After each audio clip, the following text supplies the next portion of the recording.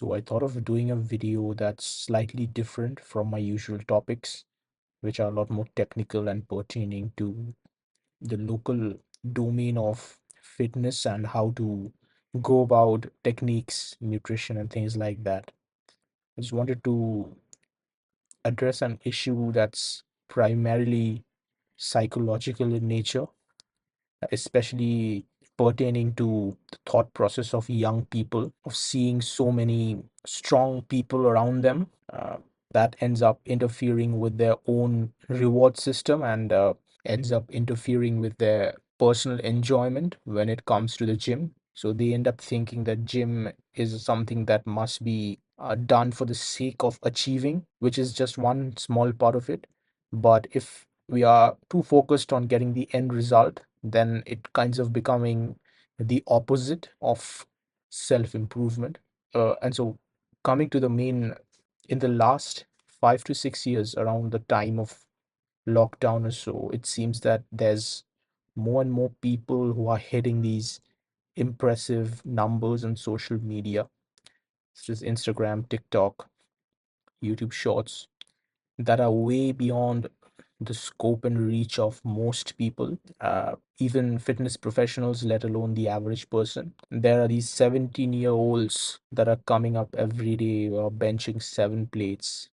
These 8 plate squats by people who just hit young boys who just hit puberty. The standards seem to be so high that instead of inspiring us, instead of wanting us to make us push ourselves to be a better version, it ends up intimidating us, driving us away from our goals. And so here's the truth that people have actually gotten stronger overall on average, but there's nuances to this discussion. Now, strictly within the context of gym goers, like if I were to analyze the subsection of population that hits the gym, let's say at least 2 to 3 days a week, let's say that's the qualifier to be considered a gym goer. So the average strength is actually reduced, right? Because there's more people who are lifting casually. This isn't to bash anyone, it's just like people want to participate in the culture of lifting. Some people have gotten more aware with regards to their health, but yeah, there's a very prominent cultural aspect that's hard to ignore. It can be safely assumed that earlier people who lifted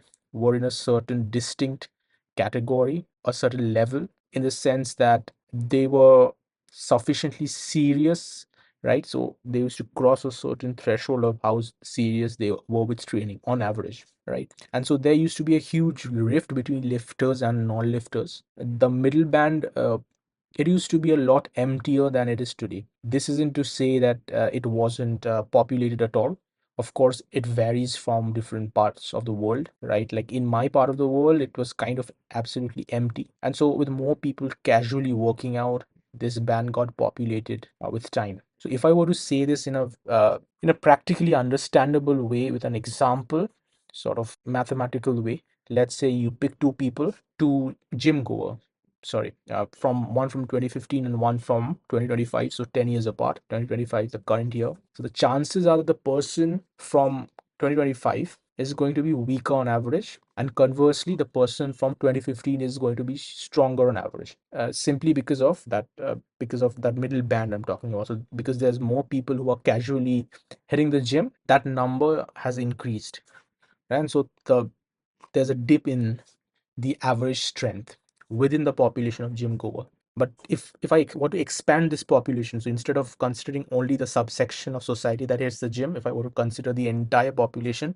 it's actually the reverse, right? People have actually gotten stronger, because it's a simply a consequence of more people training. Hey, even a basic amount of training is bound to increase some strength, and the earlier you are in the process, it's way easier. Now you would need to do more to keep getting stronger. But yeah, the starting at the start of your journey, it doesn't take a lot. So people seem to have gotten stronger and weaker at the same time, as per the data, right? But it still feels that there's a trend of younger people getting stronger as time passes. So why is there a confusion? Now, it's best explained by a psychological bias called sampling bias. Sampling bias occurs when a group of people data points chosen for study or observation uh, does not accurately represent the larger population being studied. Because we can select a sample in n number of ways. So there's n number of results basically. So any conclusions drawn from, let's say, a randomly picked sample as opposed to carefully selected sample are likely to be misleading. Now, this bias happens often as a mistake because there are certain prerequisites of conducting surveys, right? There are limitations of uh, sampling. There's lots of factors related to convenience. So, for example, let's suppose you were to um, conduct your own personal research of how many people perform bench press at the gym, and you went around uh, interviewing 100 people. Um, let's say your survey was limited to a commercial gym. You will find that the total number of people uh, in every 100 people, every 100 gym goer, will be a lot less compared to if you went to a powerlifting gym where everyone is basically a powerlifter, so bench is a part of the program. So it's bound to be like 100% or closer to that. And so you see how the way you chose the sample, the way you decided to filter in, zone in on the population on which you're performing this experiment has these varying results. So let's take another example. Suppose a company wants to know how satisfied customers are with its new food delivery app. So instead of surveying all users, they only ask for feedback from people who left 5-star reviews. The responses will almost certainly suggest that the app is excellent, but that's not the full picture. So users who had delivery delays, app glitches, or poor service aren't represented. So the results won't capture the real customer experience. Sometimes the opposite is also true, right? So here in India, we have a website that's similar to Yelp. I won't name it, but then most of these reviews you'll find uh, are of people who are disappointed in either the service or a product, and so the ratings are always under 4 out of 5 stars. But it doesn't accurately represent the true nature of the service from an unbiased perspective.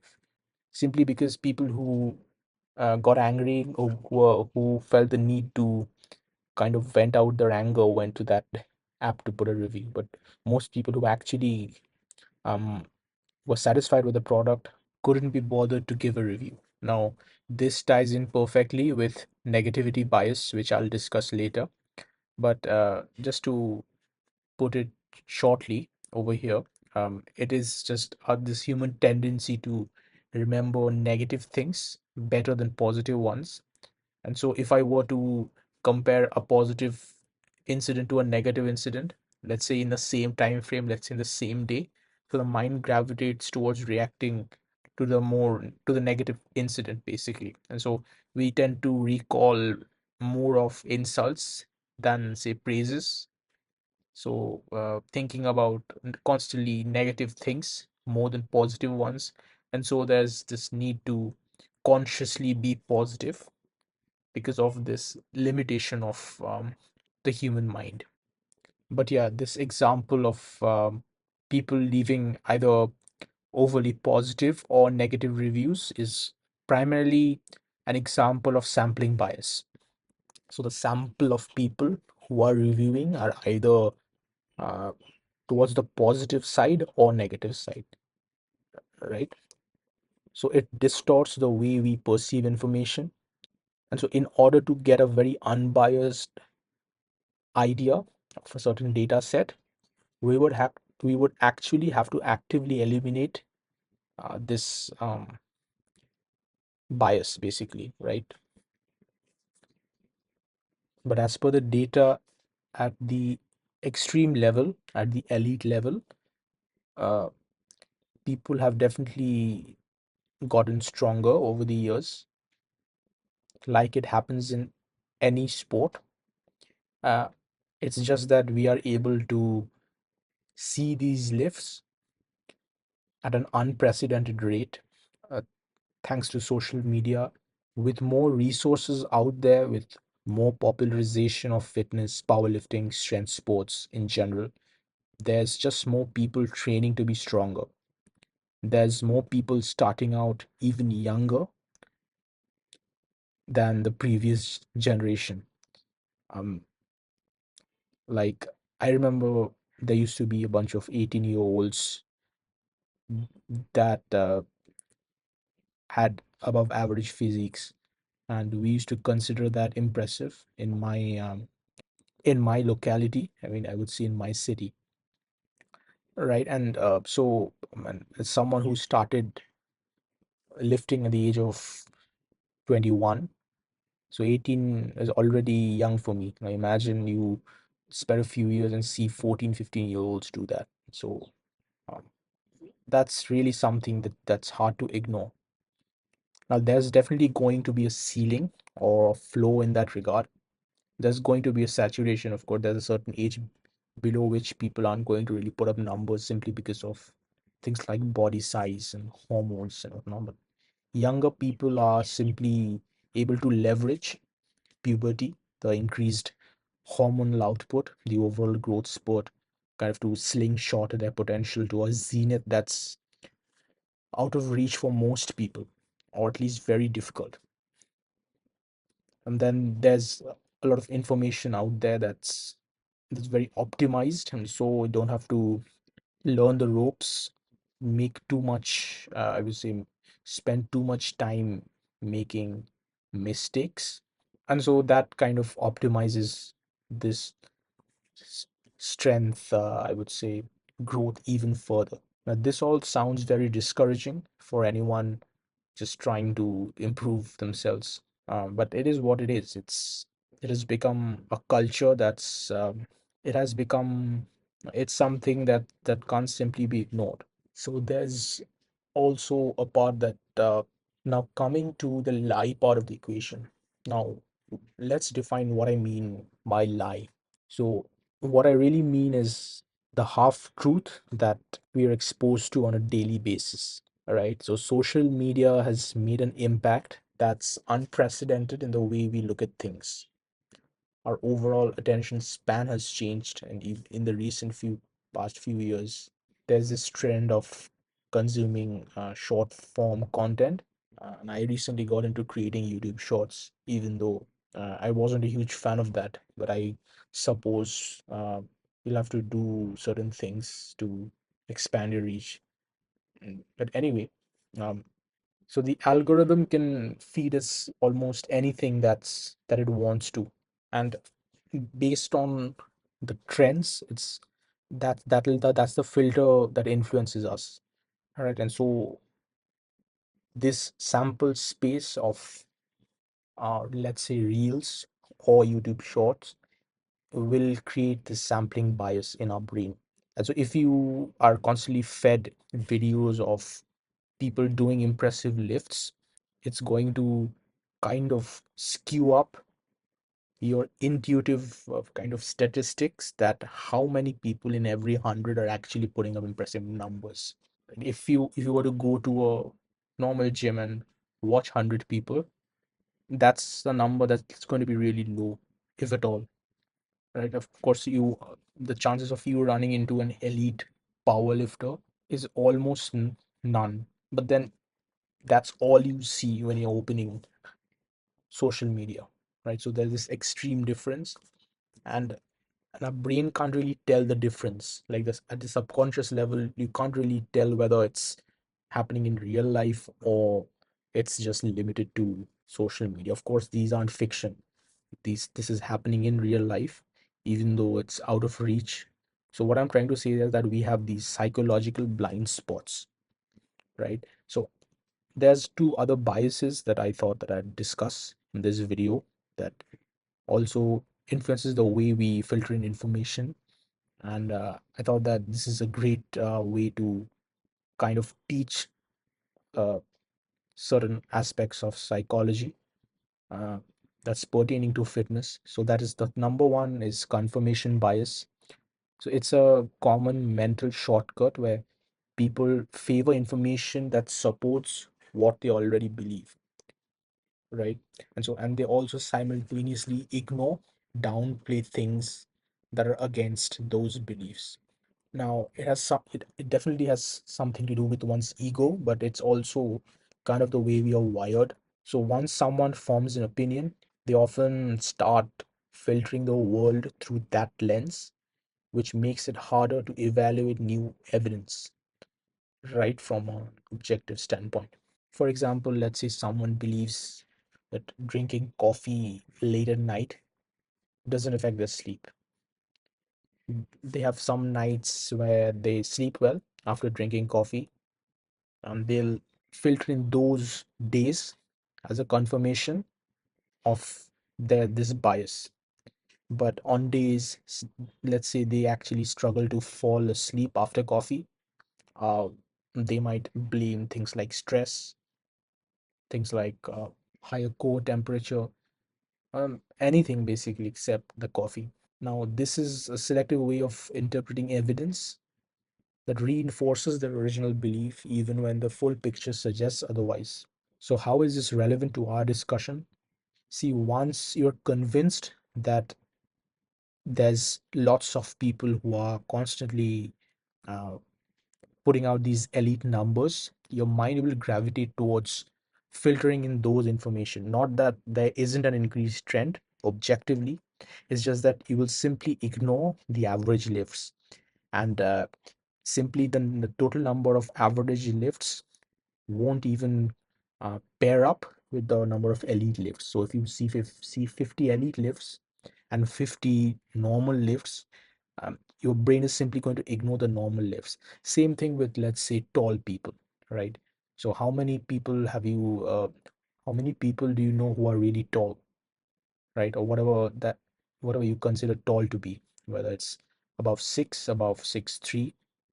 Um, and if I were to ask you to get a feel of the statistic, as in what percentage of population do they represent, you will notice that you can't really tell because of how your brain simply ignores short, right? And so that is a confirmation bias that's at play. There's also another bias called a negativity bias, which is our brain's tendency to pay more attention to unpleasant experiences than to positive ones. So it's not a zero sum, it's not an equal ratio, plus one minus one. It's more like plus one minus three or something, or even more. The exact numbers don't matter. So, like a single negative event often carries more weight in memory and emotions than several positive ones combined. This bias explains why criticisms often cut deeper than compliments, and why people replay embarrassing or hurtful moments long after they've happened. For instance, think of someone, let's say a student who receives, say, positive feedback on completing an assignment. The teacher tells him that one paragraph needs improvement, and so that despite the largely positive feedback, the student ends up fixating on that single criticism, constantly playing it over his mind, feeling discouraged. Point here is that when asked about the feedback, they likely describe it as mostly negative, even though the overall message was encouraging. Now, this is, of course, a consequence of perfectionism or a bunch of different things. As humans, we tend to remember traumatic experiences better than positive ones. We recall insults better than praises, react more strongly to negative stimuli, think about negative things more frequently than positive ones. We respond more to negative events, we respond more intensely to negative events than to equally positive ones, right? So, I mean, there only is. handful of things that I can think of that are considered equal. Let's say comparing birth to death, right? Which hits you harder, right? Birth creates positive emotions, we are happy, but death kind of devastates us, right? And so there's almost this gap, this incongruency between the two, even though they kind of represent the opposite in a certain sense, right? So, for example, you might be having a great day at work when a coworker makes an offhand comment that you're kind of annoyed at, find I mean, it irritates you. You then find yourself stewing over his words for the rest of the work day. And then when you get home from work and someone asks you how your day was, you reply that it was terrible. So, like, our idea of what's good and what's bad is not very balanced. So that one single incident will has the chance of kind of defining your entire day. And then if you were to kind of counter that, it's mostly a learned behavior, which is something that's valuable in my opinion. But yeah, it's a very conscious kind of actively dealing with this, I would say, blind spot that's in everyone's mind. So the algorithm, it kind of pushes out these content that has the ability to draw attention in elite numbers. Watching someone outlift almost every single person on the planet, does that very well. It draws our attention very well. So the sample of videos that we watch on social media is literally just that, elite lifts, right? So how many times have you come across 100 kg bench presses? Think of it carefully, like in the last month or so, or any lift for that matter. Let's pick a very humble number, right? And you'll notice that you haven't seen that number on social media at least. So our sample is literally just that of elite lifts. So uh, even if we were get to compare, it's between two elite lifts. So like think Jamal Brown, or athletes like Eddie Hall, 500 kg deadlift, guys like Larry Wheels, John Hack.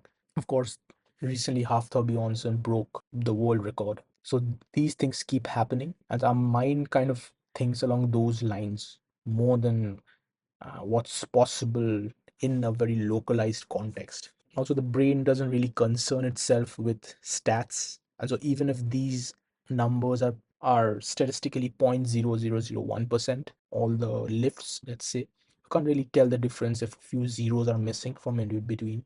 So what's the difference between 0.3 zeros and 1 versus just say 2 0 or 1 0? It isn't very intuitive, right? So bottom line is that as a millennial, I can't imagine what it means to lift 8 plates, um and watching people consider 8 plate as the starting point of what's considered impressive baffles me, because I grew up watching a few I would say professional athletes in my gym who are kind of the state champion, pull 4 or 5 plates, and I was reasonably motivated to do that. And so it's like when it's slightly out of your reach, it inspires you, but when it's absolutely out there, you can't even comprehend what it's like to even inch closer to that goal. It kind of ends up demotivating. It you can think of video games. If a video game is too easy, then you're bored.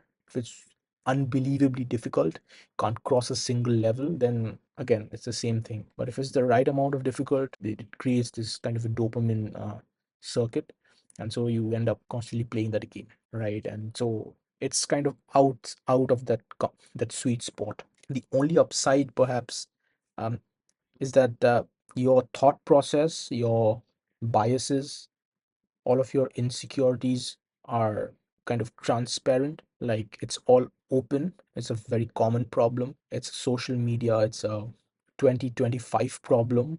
You get to address the driving forces instead of trying to look a certain way, instead of chasing, I would say, vanity. We have now more reasons to be kind of now, despite everything, I like to think of this as an opportunity to transcend validation, which makes most of us tick in the modern world, especially in the domain of fitness. And there are always these trade offs. Initially, you are driven by sort of these really dark emotions. And so there's a range of, I would say, superficial driving forces that keeps us going. But eventually, as we grow a lot more mature, we start to realize that there has to be a better way to deal with, there has to be a better way to find motivation in the gym. And so the point I'm trying to make here is that when comparison isn't an option, you kind of learn to